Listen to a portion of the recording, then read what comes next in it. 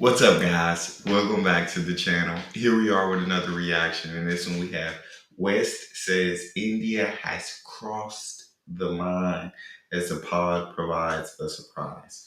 Before we dive in, if you guys happen to enjoy it, please don't forget to smash that subscribe button. Give the video a thumbs up. Also, if you would like to support the channel by becoming a member, all you gotta do is hit the join button to receive exclusive benefits. Let's hear what the West got to say. Well, Russia is always threatened, and it is meant to scare us. What we see, the threats we have heard before. So I think the only response we can have is not to be afraid. Hello my friends, I hope you're all doing well. Today is Tuesday, the 16th of September, and this is my only update for today. It's the last day of the Zapad military exercises in Belarus, so the Western mainstream media has finally found something to cling on, something to be outraged about. So they proceed to write mean articles. But you would never guess who's the intended target of these mean articles. Because it's not Russia, it's not China, it's not even Belarus, it's India. Now, I know, I was surprised as well, because in my mind, I simply could not process why do these people decide to single India out, especially in the context of the Zapad military exercises. But then I remembered that is the mainstream media we're talking about. It's not supposed to make sense. What it's supposed to do is to provoke outrage and invite an emotional response from whoever reads this sort of garbage. But of course, that's not all. Then we have the green t-shirt. Because you see, he's been in an interview with Sky News, and well, you've seen this movie before. He talks about Donald Trump, about Vladimir Putin, about how people have wronged the green t-shirt. And then we have, well, an article from the New York Times. This is a very interesting one, because basically it describes why did China not crumble under the pressure of US tariffs. My friends, without any further ado, let us go to The Times and see some outrage about India. India crosses red line by joining Russia-Belarus war games. Narendra Modi has sent troops to take part in the Zapad exercises, rehearsing conflict with neighboring NATO countries as relations with the US unravel. First and foremost, what red lines are these people even talking about? That's what we just making red lines up. They're just trying to, the West is trying to make up any freaking excuse to condemn India in any way, shape, form, or fashion because they can't control India. They can't make India do what they want. So this is plan B to besmirch India's name. Last time I checked, India was a sovereign nation, so doesn't that mean that India has the right to choose who they partner up with, who they conduct military exercises with, etc., etc.? Isn't this the same exact argument that the collective West makes on behalf of Ukraine? Just last week, Mark Rutte was screaming from the rooftops that Ukraine is a sovereign nation and Ukraine can decide if they want to join NATO or the EU. It's not Putin's business to decide that. Well, if that's the case, surely you can see the problem with that headline right there. But let's get back to the words red line. Well, who defines these red lines? That's the problem here. Because everybody's entitled to have red lines of their own. You can't set red lines for other people. By the way, that's exactly why the relations between India and the US have unraveled, as the Times correctly points out, because the United States has tried to define India's red lines for them. That's the problem. These people never learn. By the way, India and Russia have conducted military exercises together for a very long time. So this is not something new. You can't even make the argument that India has crossed the red line, because they've been doing that for a long time. Again, it's not supposed to make sense. It's just supposed to cause outrage and invite emotional responses from people. Because most people on the planet wouldn't be aware that India and Russia do exercises together. So they think, well, this is something new. It's an escalation. That's exactly the goal of this garbage right there. Now, let's move on to more news about Zapad. Zapad 2025 Russian-Belarusian exercises extend to Kaliningrad Oblast. Moscow and Minsk did not limit themselves to Belarusian territory and expanded the geography of their joint Zapad 2025 exercises to Russia's Kaliningrad Oblast, situated between Poland and Lithuania. So why did the Russians do this? Wasn't Belarus big enough for the Zapad military exercises? Well, of course it was. But by extending it to Kaliningrad Oblast, Russia basically responds to that one US general, I think his name is General Donahue, who in July has stated that NATO could take over Kaliningrad Oblast in just one day if it really sets its mind to it. Well, Russia, since then, it has responded to General Donahue, but this is the most clear response possible. And the message is simple. If you go into Kaliningrad Oblast, NATO that is, well, Russia will treat it as an act of war and it will respond accordingly. I don't think there's much else to say about this, but I found it extremely interesting, the fact that Russia has decided to involve Kaliningrad Oblast, basically saying to the collective West, look, we haven't forgotten about it, it's still there and it's still ours. And with that in mind, let's move over to the next article. It's still there and it's still ours. So if y'all still want to dare come over here, come on. But I mean, only threaten us, Putin. Nah, but I just don't understand why India is the enemy. You feel me? I understand Russia and the West haven't had the greatest relationship in forever. But I think right now India's just they're dragging India into it because India want to do what the West wants. And like he said, it doesn't surprise me India's been doing these war games with Russia for years, but now it's a red line. Nah. It doesn't surprise me that's what the West is gonna do. Like he said, I love the fact that he said mainstream media is not to inform you, it's to outrage you. That's what it is made to outrage you. They, like he said, nobody in the West really knows about the war games between Russia and India and how long. So, of course, when they read that headline, they're going to be outraged. They're going to be in support of condemning India. It's ridiculous. US military attends Zapad exercises in Belarus in unexpected move. Quote, who would have thought how the morning of another day of the Zapad 2025 exercise would begin, the Belarusian Defense Ministry said. The ministry issued a statement that noted the participation of US officers among representatives from 23 countries, including two other NATO members, Turkey and Hungary. The ministry released footage showing two US officers in uniform thanking Krenin for the invitation and shaking his hand. So as it turns out, the United States was invited to observe the war games. But why is this important? Well, in order to answer it, let's go back to the Cold War era. You see, during those times, nobody knew what the other side was doing. Not officially anyway. They had to rely on intelligence, espionage, defectors, even though the defectors were not a reliable source of intelligence, but the point still remains. Nobody knew for sure what the other side was doing. And that's exactly the not knowing is what has risen the tensions between the Soviet Union and the United States. That's why, for decades, people were living in fear of a war breaking out between the Soviets and the Americans. This is exactly the point that Vladimir Putin has emphasized numerous times. So, now they extend an invitation to the United States. If you want to join and have a look, feel free to do so. In fact, let me read you the following paragraph. Quote, we will show you whatever is of interest for you, whatever you want. You can go there and see, talk to people, Krenin told them. The US officers declined to speak to journalists. As Mr. Krenin said, the US officers had access to anything that was of any interest to them. In fact, he further invited them to go ahead and talk to the people. Why is that? Well, it's because knowing takes half of the problem away.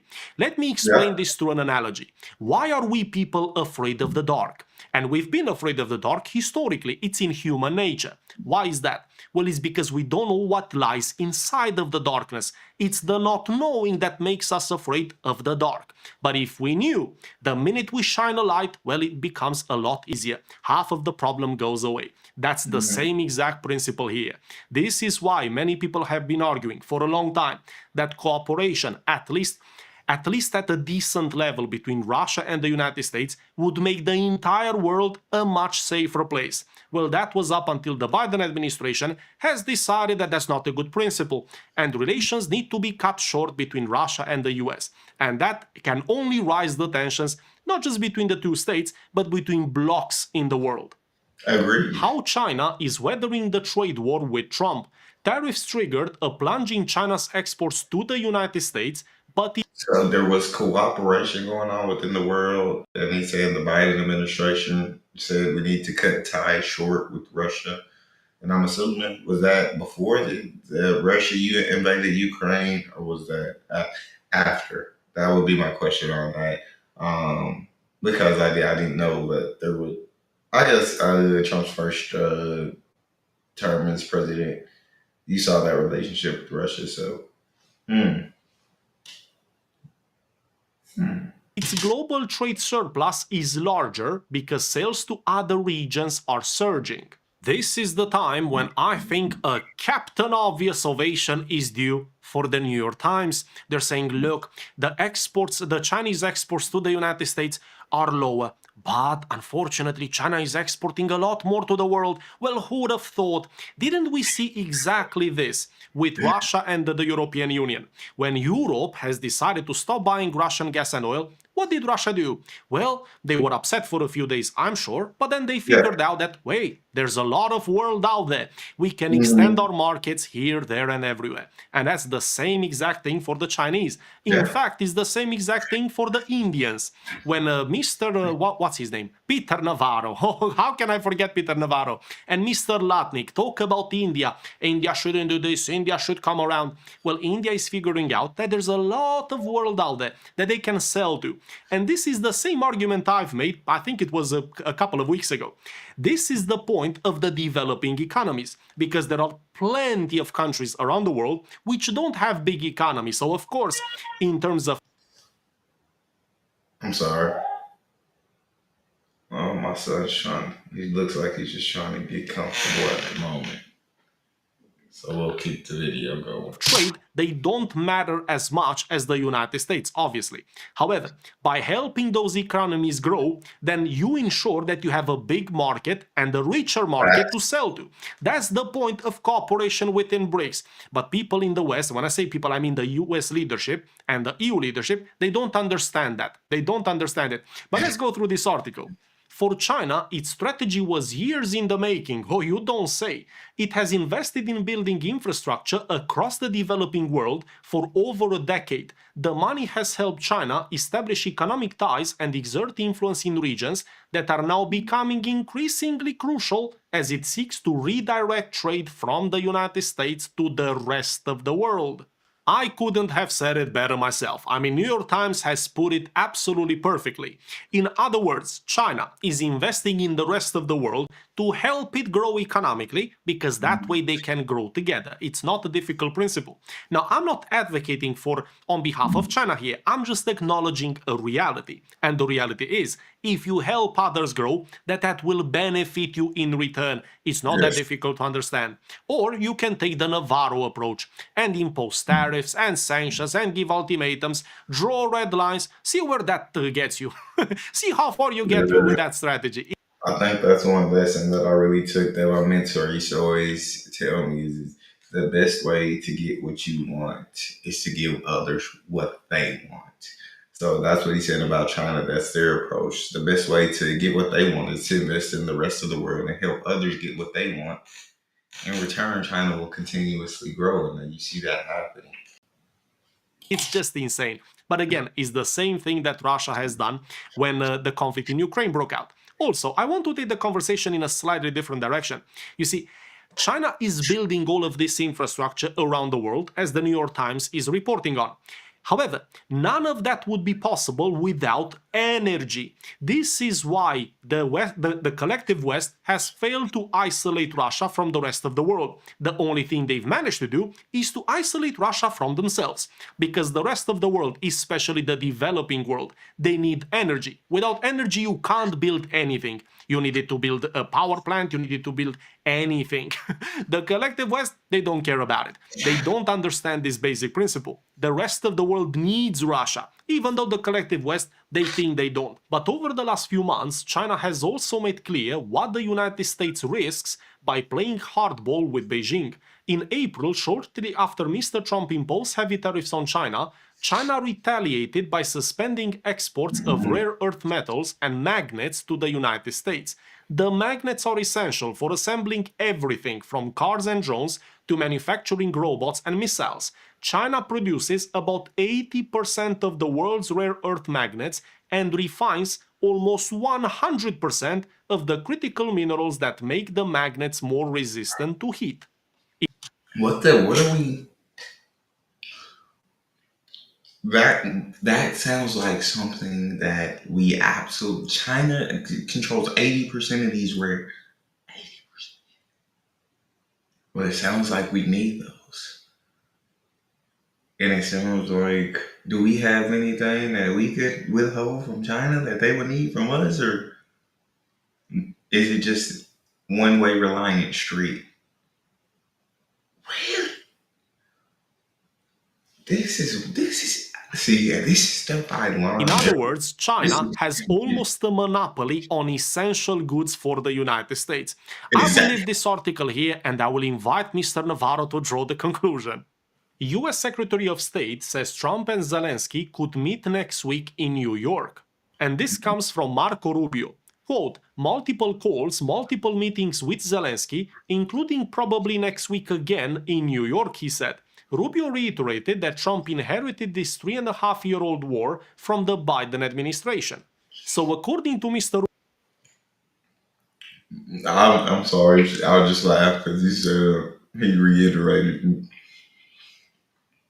they did start under Biden. So, but it's just funny because like everything like bad happening in the U.S., anything that's remotely negative, he's gonna say it was the Biden administration, and anything remotely positive is his administration. So it was just like it was just funny when he reiterated, "Hey, this ain't my war." I know I said I would end it immediately when I came into office, but this was Biden's war. Rubio, Donald Trump, and the green t-shirt might actually meet in New York next week. Now, you know me very well. I'm a stickler for numbers, so I feel compelled to point something out. Mr. Rubio is saying that Donald Trump has inherited a 3.5-year-long war. Well, he has inherited a war, that's for sure. Nobody's disputing that. However, at the time of receiving this inheritance, this war was 3 years long. Now it's becoming 3.5 years. I'm just pointing out in the interest of keeping the time. Let's move on. Zelensky explains He won't say it like that. message behind Putin sending drones into NATO countries. Well, thank God somebody's gonna explain this to us. Because you see, all of us around the world, we've been patiently waiting for somebody to come out and just tell us the truth. Why did Vladimir Putin send those drones into Poland? So luckily, the green t-shirt will tell us that truth. Quote, Putin, wants to see what NATO is ready for, what they're capable of, both diplomatically and politically, and how the local population will respond to this. Also, in my opinion, the other message they are sending is, don't you dare give Ukraine additional air defense systems because you might need them yourself. That last part, I have to admit, it's some sound advice, especially for those EU leaders who have built an entire career out of criticizing Russia. Because what these people do from sunrise till sunset is just poke the bear just a little bit more each day, just to see how far they can push it. And then they figure out creative ways, just as a throwback to yesterday's video, of how to seize the Russian assets. So this is not bad advice. Don't give everything to Ukraine, just in case. But also, let's visit his first statement. He's saying that Vladimir Putin wants to figure out what NATO is ready for and how NATO will respond. Well, I would argue that he already knows that, plenty of, because he has seen NATO tactics in Ukraine, also in Kursk, he has seen NATO equipment over the last 3.5 years. I think he has a pretty good idea of how NATO will respond. But again, this is the truth spelled out by the green t-shirt. Zelensky, Trump has enough force to make Putin afraid of him. Quote, I believe that the US is strong enough to take decisions of their own. I believe Donald Trump can give us air defense systems in quantity and US has enough.